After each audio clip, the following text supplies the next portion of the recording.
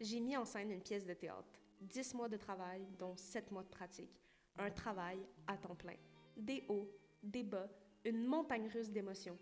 Aujourd'hui, je vous parle de tout ça, de A à Z, avec le plus d'honnêteté possible.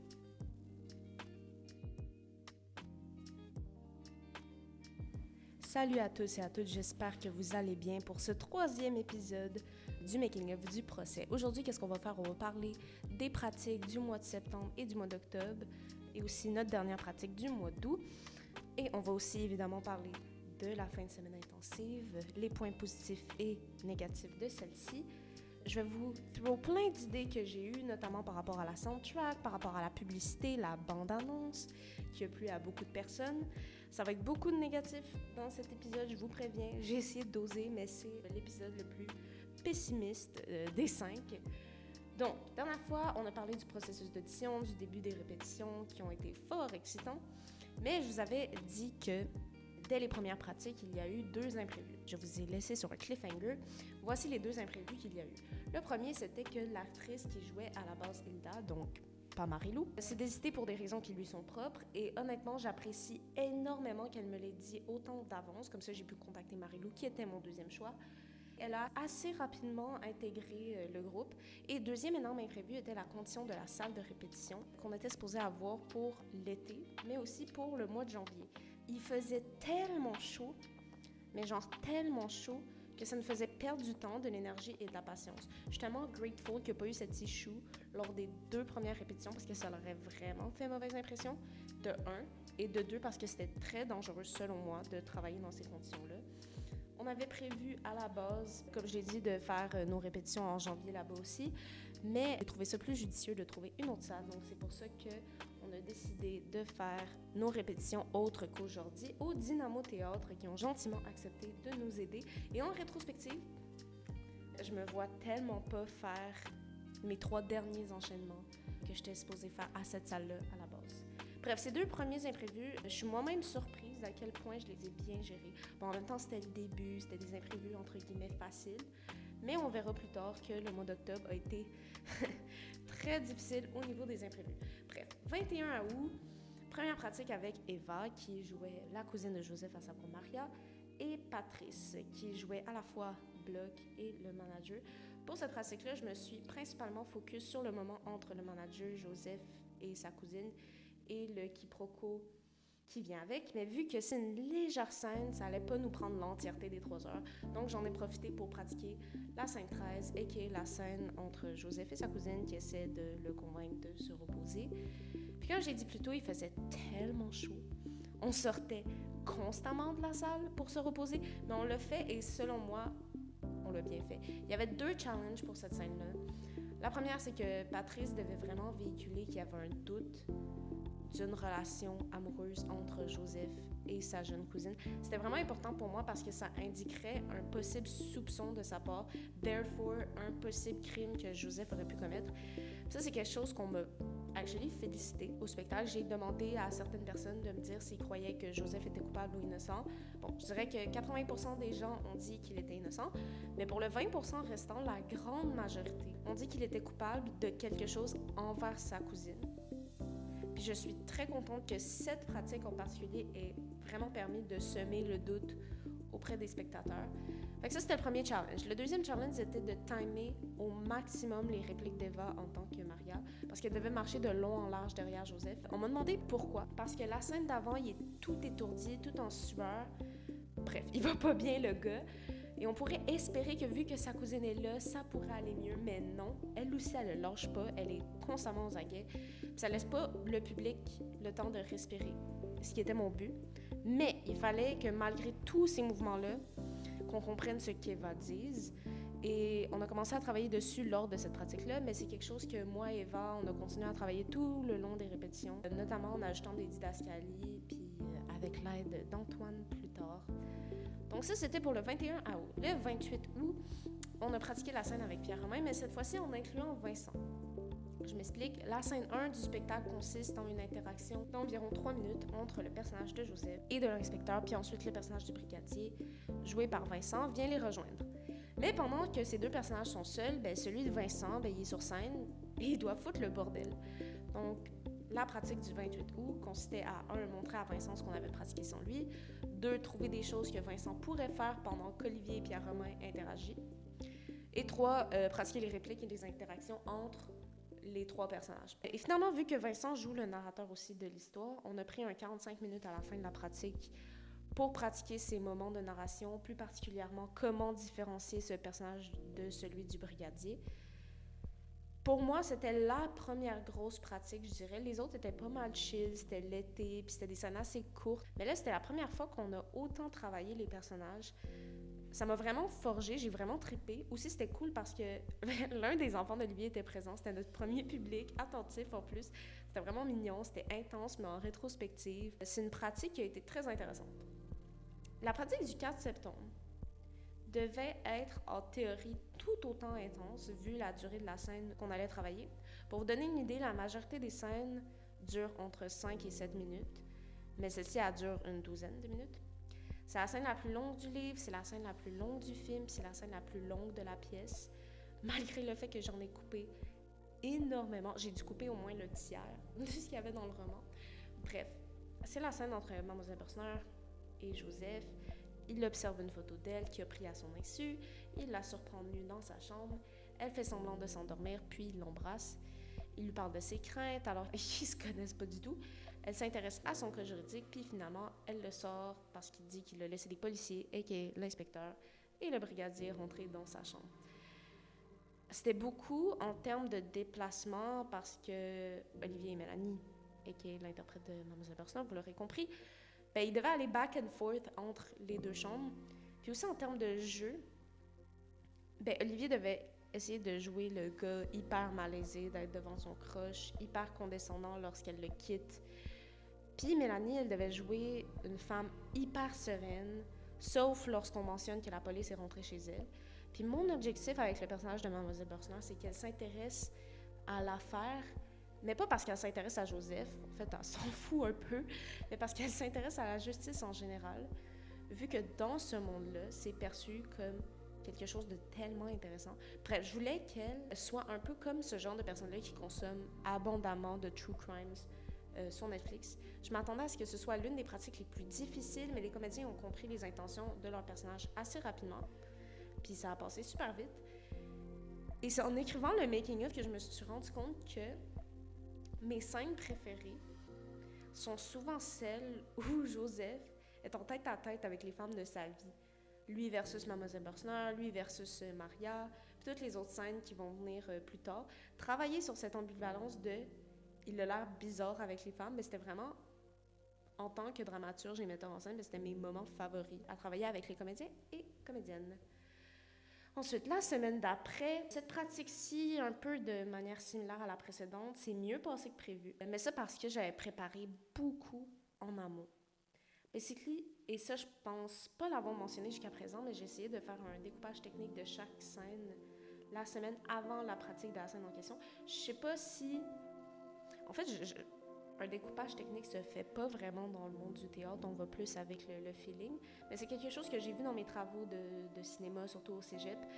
Pour ceux qui savent pas c'est quoi un découpage technique, c'est dessiner comme si c'était une bande dessinée ce qui se passe.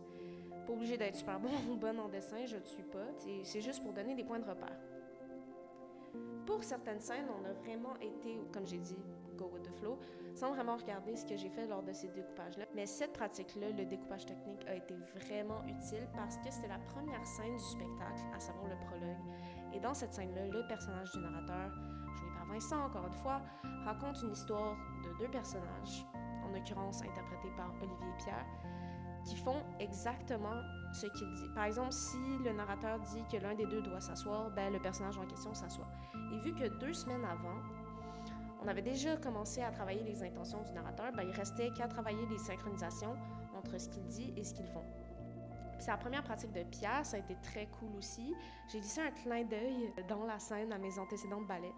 Je voulais qu'à l'entrée, la manière dont les personnages réagissent et leurs mouvements, surtout Olivier, soit exagéré, mais pas d'une manière exagérée comme bad acting, mais plus comme des comédiens de ballet qui doivent faire véhiculer des émotions par l'exagération vu qu'ils parlent pas. Puis un autre challenge, ça a été le lip-sync.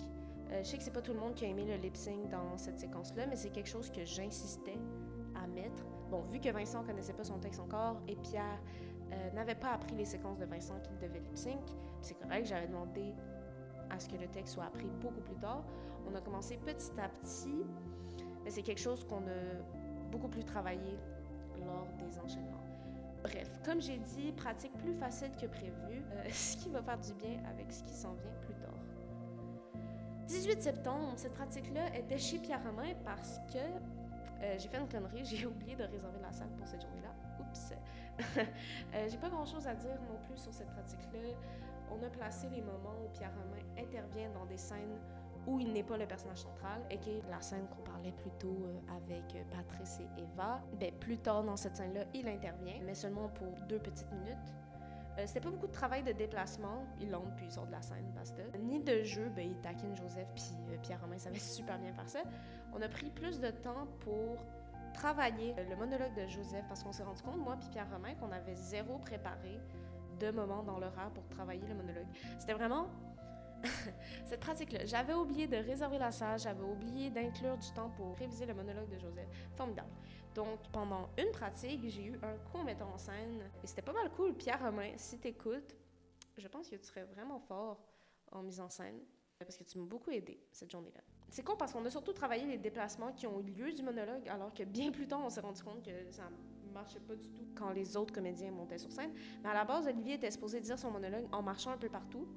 Mais lors du week-end intensif qui vient un mois plus tard, je me suis rendu compte que ce serait beaucoup moins théâtral puis beaucoup plus immersif d'inclure le public dans son monologue, que ce serait beaucoup plus impactant s'il restait sur place. Donc ça, c'était la pratique du 18 septembre. Le 25 septembre, donc une semaine après, je chante pas, hein? Une pratique par semaine. Lors de cette pratique-là, on a commencé à pratiquer la fameuse scène de torture dans laquelle le personnage de l'inspecteur et du brigadier se font violemment fouetter par un bourreau, joué par Joe. Première pratique ever de Joe avec nous. Il a commencé fort et Joseph impuissant qui regarde tout ça se passer. Je me sentais pas plus confortable que ça de commencer à analyser le niveau de douleur et le niveau d'intensité. On a davantage travaillé qui criait quand, positionner comment. Bref, je voulais vraiment identifier la forme avant le fond et laisser Mimi faire son travail fantastique lors de la fin de semaine intensive. D'ailleurs, c'est vers cette pratique-là que j'ai contacté Mimi pour nous aider et c'était giga intéressant d'avoir un point de vue professionnel. Elle a contacté individuellement chaque comédien concerné avec des scènes violentes ou sexuelles. Comme ça m'a enlevé un poids de mes épaules et elle avait le bagage nécessaire évidemment pour travailler avec chacun d'entre eux. Mais le gros challenge de cette fameuse scène de torture était que les gestes du bourreau, qui sont amples, contrastent avec ceux de Joseph, qui bouge pas en fait, vu qu'il est paralysé. Mais je voulais vraiment qu'on identifie toute sa détresse dans ses yeux. Bon, c'est plus facile à faire dans un médium comme au cinéma que sur scène parce que tu peux faire un gros plan. Mais l'intention, je voulais qu'elle soit là quand même. Peut-être pas la meilleure idée pour moi que ce soit la première pratique de Joe, mais on a seulement fait semer les graines qui ont permis à Mimi et aux comédiens en question de travailler davantage vers la mi-octobre.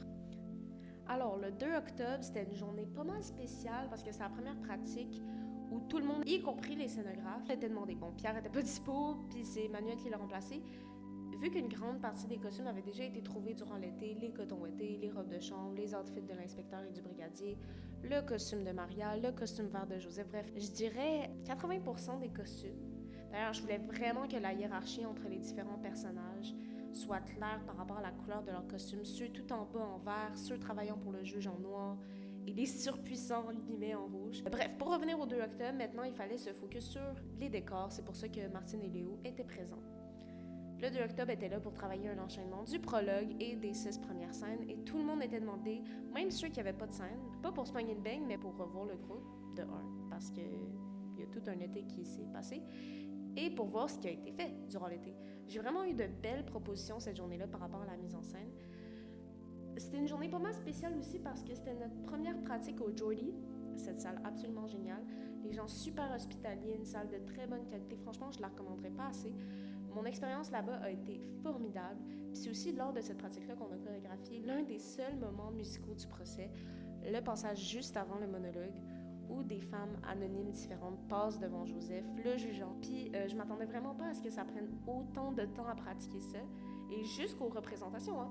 Imaginez si j'avais gardé toutes les chorégraphies prévues à la base. Par exemple, dans ma première version, je voulais que le prologue consiste ont une danse que Joseph effectue avec les 5 femmes de sa vie, alors que les acteurs masculins regardent ça au fond. Puis j'avais aussi écrit une autre séquence musicale, si je dis pas de bêtises. J'avais prévu une chorégraphie avec l'inspecteur et le brigadier pour leur entrée en scène, puis une autre avec le juge et Joseph, style pantin. J'avais beaucoup d'ambition que j'ai dû réduire, mais ça m'a donné la motivation d'un jour me renseigner sur la mise en scène basée davantage sur la danse et la chorégraphie. On verra bien. Semaine d'après, le 9 octobre, alors pour cette pratique-ci, on a eu un challenge. À savoir que le comédien principal, Olivier, n'était pas présent. Vincent a eu la gentillesse de le remplacer pour un soir, de se mettre dans la peau de Joseph, mais je suis contente que c'était pour ces 2 scènes-là et pas pour d'autres, car c'est pas mal les seules scènes dans lesquelles Joseph n'est pas vraiment le personnage central, mais tout ce qui est autour de lui. La première scène consiste au personnage de Tante Viviane avec Joseph dans l'appartement d'Auguste, l'avocat pour révéler à celui-ci que son neveu est accusé d'un crime. Therefore, c'est plus un reveal d'Auguste que d'autres choses. Donc, j'ai beaucoup plus travaillé avec Pierre ce soir-là. Pour cette scène-là, il a le challenge d'être majoritairement couché. Pas juste dans cette scène-là, en fait, durant toute la pièce. Il faut qu'il ait l'air imposant et majestueux, malgré qu'il soit effoiré sur 4 cubes collés ensemble. Donc, Vincent était plus là pour situer Olivier où se placer pendant que Daniel et Pierre ont leur interaction. Je ne l'ai pas précisé jusqu'à présent, mais toutes les pratiques étaient filmées, mais je le montrais aux comédiens uniquement lorsqu'il y avait des absences. Donc, la moitié de la pratique a été dédiée à ça, puis je m'attendais à ce que ce soit un enfer pour Olivier de refaire cette scène-là, mais franchement, ça s'est super bien passé, comme s'il avait jamais manqué la pratique en question.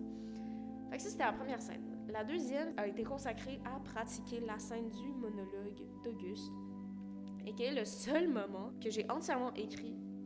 Bon, ok, c'est pas vrai, il y a genre 2 moments qui sont tirés du livre, mais dites par un autre personnage. J'ai créé cette scène-là pour, 1, donner un break à Olivier, 2, parce que je voulais que Pierre ait un monologue, et finalement 3, pour qu'on voit que le personnage de l'avocat n'est pas réellement malade, qu'il peut facilement se lever et se vanter, parce que dans le livre et le film, il y a des scènes où il est debout, mais je les avais toutes supprimées.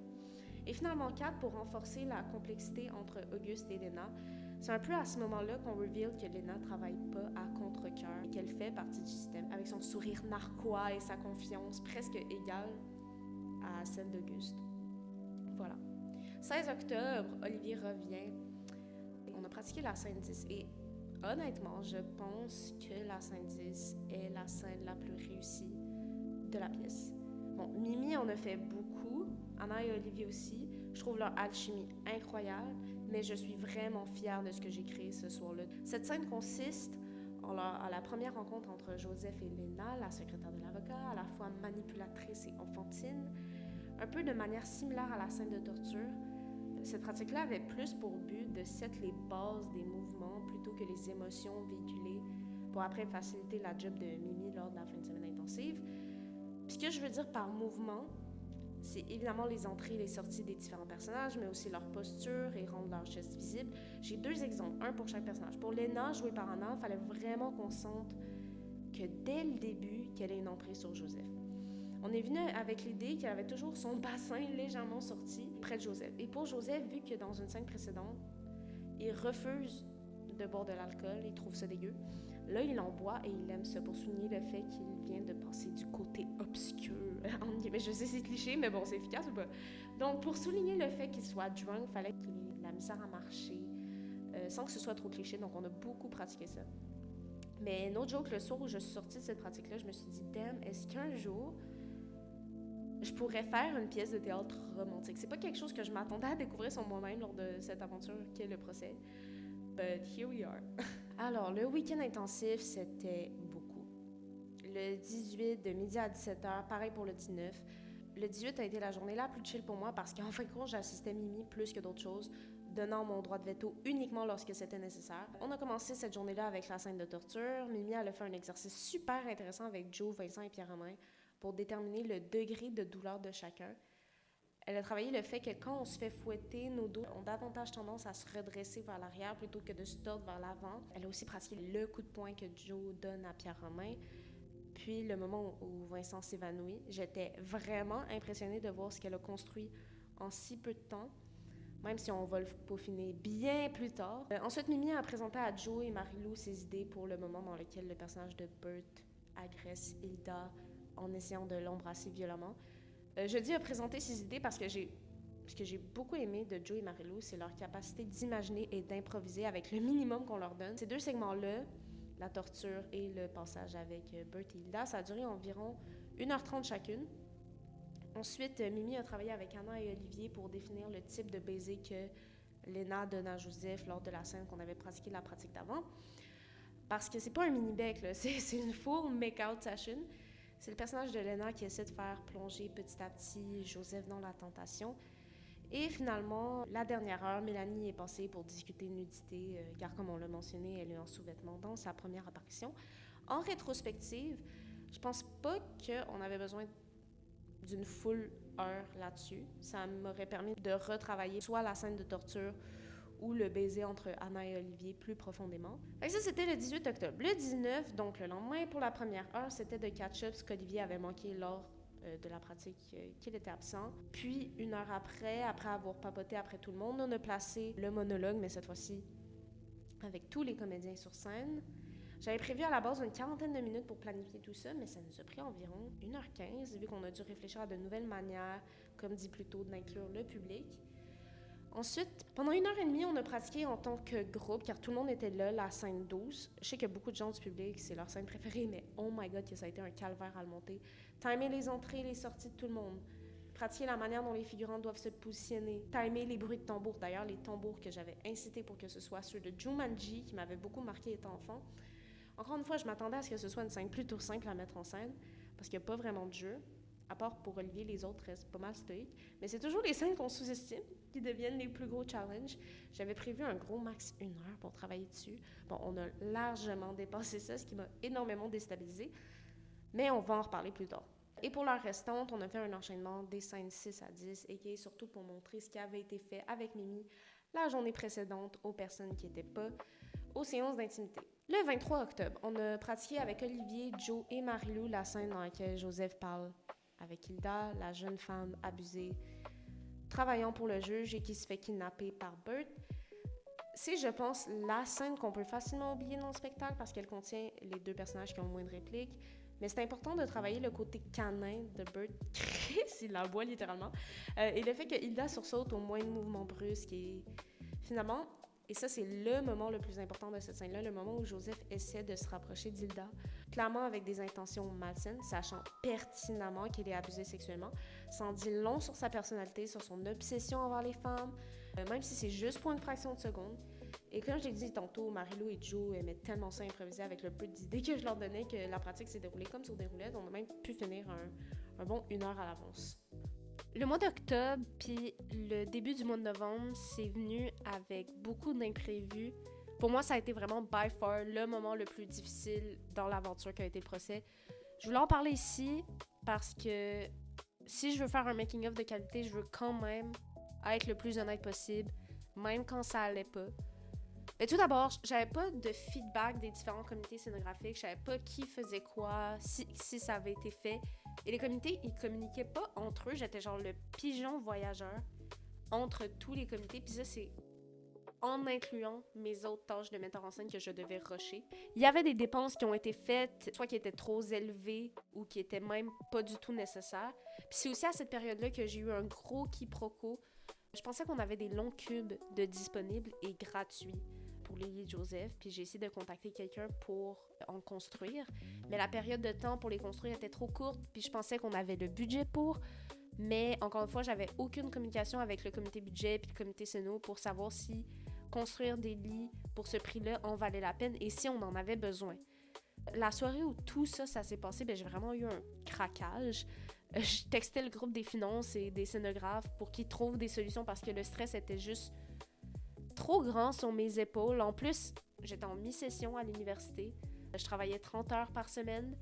En rétrospective, j'aurais vraiment dû prendre le temps nécessaire pour respirer et pas, entre guillemets, trauma dump mon stress sur Mélanie, Pierre-Romain et les scénographes pauvres eux. Mais une autre frustration qui est venue à ce moment-là était par rapport à la vente de billets. J'étais très déçue que je travaille autant, un total de 10 mois, 7 mois avec les comédiens, seulement pour un total de 3 jours. Je m'attendais pas à une tournée ou rien de même, mais at least 4 soirs. Je savais qu'on avait le pouvoir de remplir la salle Paul Bissonnot, mais je sentais de la part des exclamateurs une certaine peur de ne pas ramener assez de monde, ce qui a justifié le choix des 3 jours. On m'a dit, si tu vends assez de billets, tu pourras en avoir une 4e, et j'ai clairement développé une obsession, je dirais même malsaine, avec Zephy. Je checkais la plateforme, no joke, 3 fois par jour. Je notais le nom des personnes qui n'avaient pas encore acheté leurs billets. Puis c'est correct d'avoir l'ambition de vouloir vendre des billets. Qui veut ne pas vendre de billets? De modifier la manière qu'on communique avec son public, comme j'ai pu le faire, par exemple, avec l'Instagram. Mais ce stress de performance-là que j'ai vécu en octobre, honnêtement, je le souhaite à personne. Et finalement, fin de semaine intensive, ça n'a pas été une fin de semaine intensive pour moi, mais ça a été une semaine intensive. Le mercredi de cette semaine-là, j'ai eu une réunion de 2 heures avec Léo, un des scénographes. Le jeudi, j'ai eu une pratique avec Olivier et Anna, comme j'ai mentionné plus tôt. Et 6 heures le samedi et 6 heures le dimanche.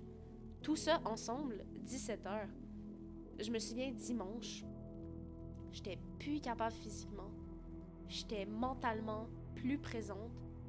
Pendant cette période-là, je me réveillais procès, je dormais procès. La semaine après notre fin de semaine intensive, je voulais pas entendre parler de mon projet de quelconque manière. Les gens me demandaient comment ça allait alors que je voulais parler de tout sauf ça. J'avais dit aux comédiens que j'allais être 0 sur les réseaux sociaux. Je checkais à tous les jours s'il y avait des urgences parce que la plateforme que j'utilisais pour communiquer avec eux, à savoir Messenger, c'est la même que j'utilisais par exemple pour communiquer avec mes amis. Donc, même si je le voulais pas, je voyais les messages. Même si pour certains c'est facile juste de mettre son téléphone en ne pas déranger, pour moi c'était devenu, comme je te dis, une véritable obsession. Je voulais un break, non seulement pour me focus sur ma mi-session, mais aussi pour prendre un break tout court. Mon cerveau était juste incapable de prendre un break vu que le procès la semaine précédente en faisait tellement partie. Ça m'a aussi un peu découragée de mes études pendant cette période-là parce que j'étudie la mise en scène aussi. Donc je bouffais la mise en scène avec mes amis parce qu'ils me parlaient du procès, dans les répétitions évidemment, mais aussi à l'école parce que je faisais des projets de mise en scène. Bref, la mise en scène était partout et c'est ça. Un ras-le-bol général. J'aime pas ça exagérer ou mettre un nom sur quelque chose qui était peut-être pas ça, mais je pense sincèrement avoir vécu un burn-out ou le plus proche de ce que j'ai pu être de ma vie d'un burn-out. Je voulais plus sortir de mon lit, je voyais plus ma famille, puis en plus c'était une époque où j'habitais dans un appartement tout petit, ma chambre avait même pas de fenêtre, j'avais vraiment l'impression de devenir folle. Je suis pas contente que ça ait lieu, mais maintenant pour mes projets à suivre, je sais ce que je ne dois pas faire.